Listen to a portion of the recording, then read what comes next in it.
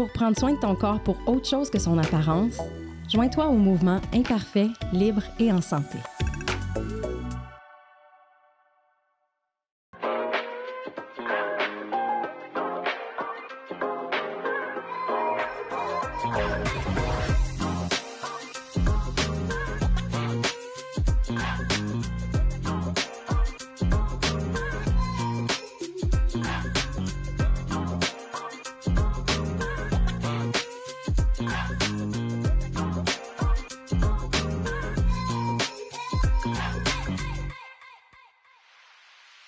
Je suis vraiment curieuse de savoir, de l'autre côté du miroir, qu'est-ce que les professionnels qui travaillent dans les métiers de l'image vivent comme expérience avec leurs clientes ou même leur propre expérience.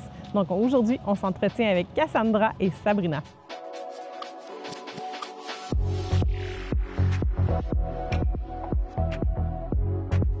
J'ai hâte de découvrir comment ces deux photographes perçoivent l'image, comme un outil d'acceptation ou un miroir difficile à affronter.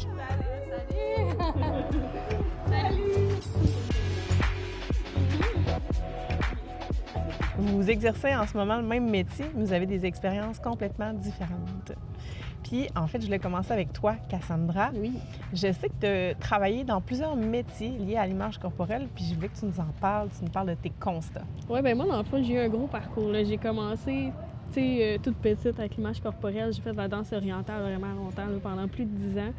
Puis, ça m'a montré tout de suite à voir le corps des femmes d'une autre manière, à s'accepter dans toutes nos différences, nos formes, que tout le monde était beau, qu'on était capable de faire plein de choses, la même chose, mais de plein de manières différentes parce qu'on était toutes différentes.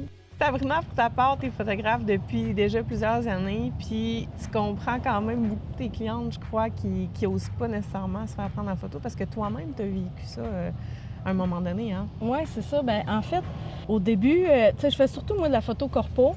Puis les gens, ils rentrent dans le studio, puis j'ai pas calculé, mais environ 70-80 % du monde, quand ils rentrent, je te le dis tout de suite, je suis pas photogénique, j'aime pas mon profil, j'aime pas, s'il y a un surpoids, je veux pas être assis, je veux pas être de côté, Ils te mettent tout de suite leurs limites, puis ils ont pas envie d'être là, ils sont obligés des fois. Fait que ça, à un moment donné, ça m'a rendu triste. Ça m'a amené aussi à me dire comment que je peux conseiller ces personnes-là si moi-même, je m'aime pas. Ah, tellement. Moi, fait que ça a été un gros travail sur moi-même. Puis c'est comme des événements qui ont fait que j'ai voulu changer les choses. J'ai une femme à un moment donné qui est rentrée, elle avait environ entre 50, 60 ans. Puis très belle femme, tellement très belle femme que je me suis dit, wow, je vais avoir de l'air de ça, moi, à son âge. Puis en rentrant, elle s'aimait pas. Fait que là, je me suis dit, OK, je vais-tu aller jusqu'à 60 ans puis pas m'aimer encore? Parce que ça prenait toute ma vie, toutes mes pensées, tous les matins, je me pesais. Je le disais, j'en parlais. Je me suis rendu compte que j'étais lourde pour tout le monde parce que j'en parlais à tout le monde. Depuis mes 13 ans, 12 ans, que j'aimais pas mon poids. J'étais pas grosse. Hein? C'est vraiment des commentaires des gens qui fait qu'on change de pensée. Ouais. Puis c'est devenu tellement lourd, mon conjoint me dit, si tu changes pas, si tu t'aimes pas, comment veux-tu que je t'aime? Puis là, après, c'est les enfants qui embarquent. Ouais. Si je m'aime pas, comment mes enfants peuvent s'aimer aussi? Ma plus grande est au secondaire, là. C'est des défis, là. Ouais. Ça fait qu'il faut que j'y monte, il faut que j'aie la confiance en moi. Fait que je te dirais que ça fait une couple d'années que j'ai décidé de changer ça. J'ai dit, OK, je vais commencer par arrêter d'en parler. Juste ça, ça a passé des journées, des mois, des années. Puis je me suis rendu compte, après plusieurs années, je ne m'avais pas pesée, je n'avais pas parlé. J'ai repris une confiance en moi. Fait que là, au moins, quand je reçois mes clients, je suis capable de dire qu'on peut changer les choses. Hein. J'ai fait mon deck en graphisme, puis déjà là, ça nous a montré, en partant, on était confrontés à l'image, les publicités, les grands billboards qui ont fait full retouche, puis ça, puis mon deck, ils nous ont vraiment montré, OK, dans les années, mettons, 2000, 1990, c'était ça la réalité, comment qu'on peut le transformer aujourd'hui aussi, les retouches, qui se faisaient, qui se font moins aujourd'hui, comment apprêter ça avec les femmes, avec nos sujets. Parce que dans le fond, en graphisme avant, c'était beaucoup plus retouché. Puis ça a un peu déformé l'image mentale que la femme se faisait de l'idéal de beauté. C'est ce que je comprends. Ben oui, on voulait un corps Barbie. Là. C'était ça que c'était ça qui vendait. C'était ça que tout ce qui était en marketing allait rechercher. Je pense que ça allait biaiser beaucoup, tu sais, toute notre image. Puis même encore aujourd'hui, je pense avec les réseaux sociaux, ça apparaît beaucoup. Tu sais, quand on pense à Instagram, tout ça, tu sais, il y a une couple d'années. Je trouve qu'aujourd'hui, c'est un peu moins pire, là, mais si on retourne en arrière, je pense que ça a vraiment laissé sa trace dans l'histoire, là, ce pic de pub là, à cette image-là. Puis on a accès à prendre des photos de nous comme 24/7, là, si on veut. Puis là, ben avec tous les filtres possibles, puis toutes les applications d'amélioration de photos. Tu sais, je veux dire, moi, j'ai fait des tests par curiosité là, pour voir les améliorations. Là. Puis là, je me regardais et j'étais comme, mon Dieu, un, c'est donc bien beau. Mais deux, c'est vraiment pas moi, tu sais. Bien, je le fais. Moi, des fois, avec des clients, quand j'envoie des photos puis une cliente qui fait « Ah, ben tu pourrais-tu m'amincir? » Je fais comme « Garde. » Moi, c'est pas quelque chose que je fais, mais je prends de mon temps puis j'y monte. Je le fais, là. Je l'amincis au max que je pourrais, puis j'y mets les deux à côté puis je fais « Regarde. » tu sais.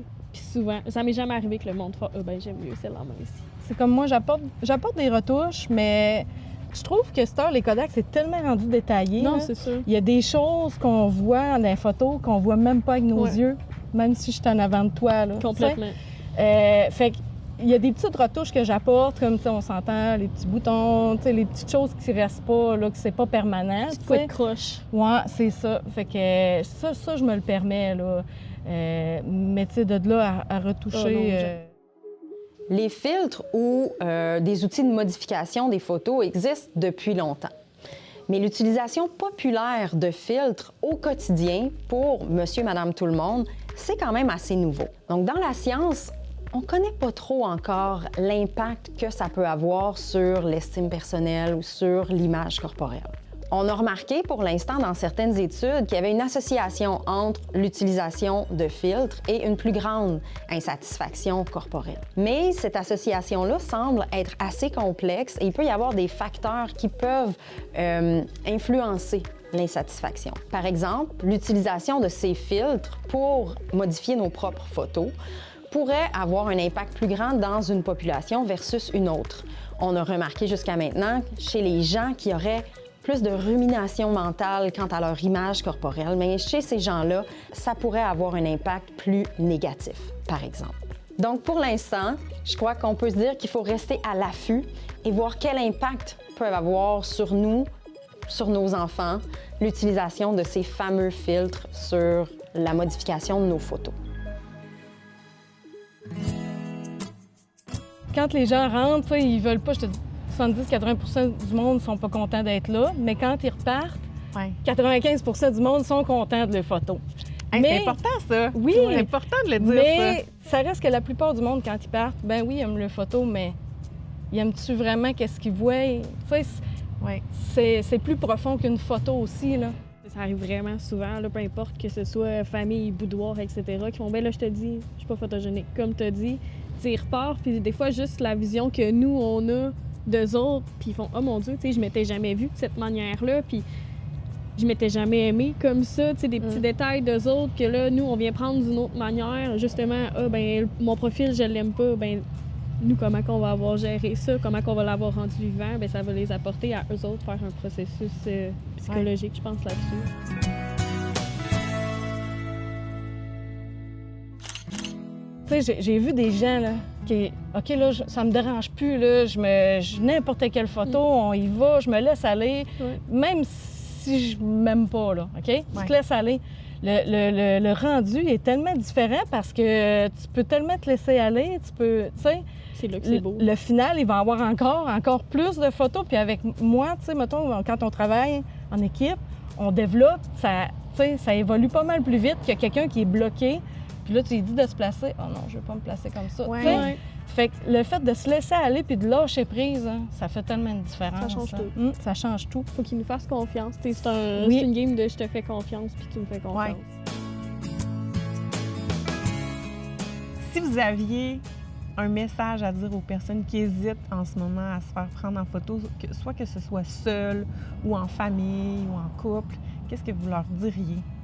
Je pense que je dirais de genre se lâcher. Tu sais, des fois dans la vie, en tout cas, moi je pense comme ça, il faut se pitcher dans un trou puis faire OK, ben j'y vais all-in, puis advienne que pourra. Allez-y, tu sais. Je pense que dans tous les cas, ça peut juste amener du bien, ça peut juste amener de la confiance. On va faire un travail là-dessus ensemble. Tu sais, c'est des moments, justement, si on pense plus famille, c'est des moments, des fragments que tu n'auras pas d'autres fois, tu sais. La prise de photos ou les miroirs, ça représente un défi important chez les gens qui peuvent vivre de l'insatisfaction corporelle. C'est même utilisé, par exemple les miroirs, dans certains traitements pour que les gens reprennent l'habitude de se voir dans le miroir et de s'accepter.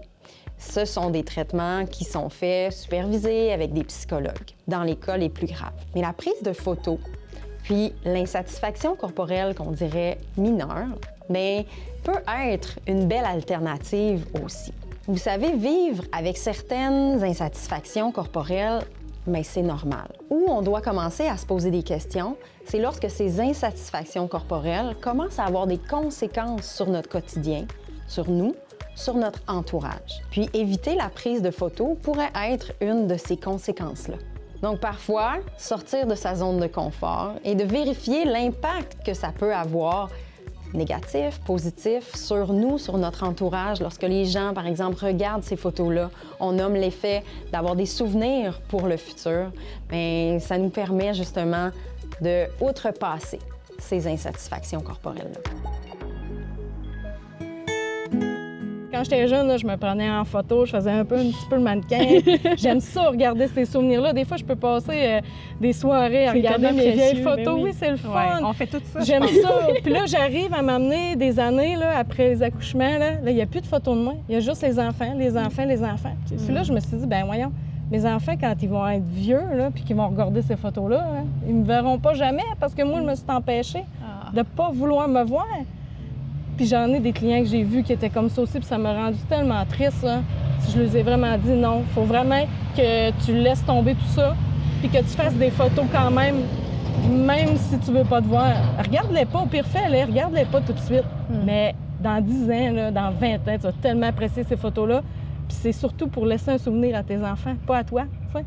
Fait que ça, moi, là, je trouve tellement c'est important. Fait depuis ce temps-là, là, j'ai recommencé. Là, je suis sur toutes les photos. OK, c'est pas grave, je suis pas bien à manger, là, mais c'est pas grave. Ah ouais, je me mets ces photos, puis quand je regarde les photos, là, je suis tellement contente. Là. Ben Tu peux pas regretter ça, là, t'sais. Moi, je dis tout le temps que genre, l'imparfait dans les photos, c'est ça mon vivant, c'est ça mon vrai. T'sais. J'aime vraiment plus que vous soyez couettés puis qu'on se roule dans le sable sur la plage, que vous soyez placés comme ça. Statique, puis semi-souriant. C'est du vrai. C'est ça le tangible que dans plein d'années, on va regarder après. Moi, ma soeur, c'est genre notre activité préférée, là, de regarder les albums de mes grands-parents, de qu'est-ce qu'ils étaient quand ils étaient jeunes, c'était quoi leur vie. Ouais. Fait que je pense que c'est ça aujourd'hui aussi. Oui, puis tu sais, en famille, je trouve tellement c'est important de faire des beaux moments heureux, pas de faire la photo parfaite. Là. Moi, quand ils me parlent, je veux la photo parfaite. Non. Vous allez vous amuser, on va jouer dans l'eau. Tu sais, une photo portrait, par exemple, je trouve ça différent parce que il y a un petit défi de plus. Parce que les gens sont habitués de se poser avec le cellulaire. Le cellulaire, c'est que ça fait sur un grand angle, ça ratisse le visage, on se pose de haut. Ça nous lisse, même. Oui, c'est ça. Tandis que le portrait, nous autres, les lentilles, c'est des 50 mm, ça reflète la réalité de l'œil. Fait que là, les personnes sont vraiment confrontées comme à leurs images. C'est pas pareil. Là. C'est détaillé, là.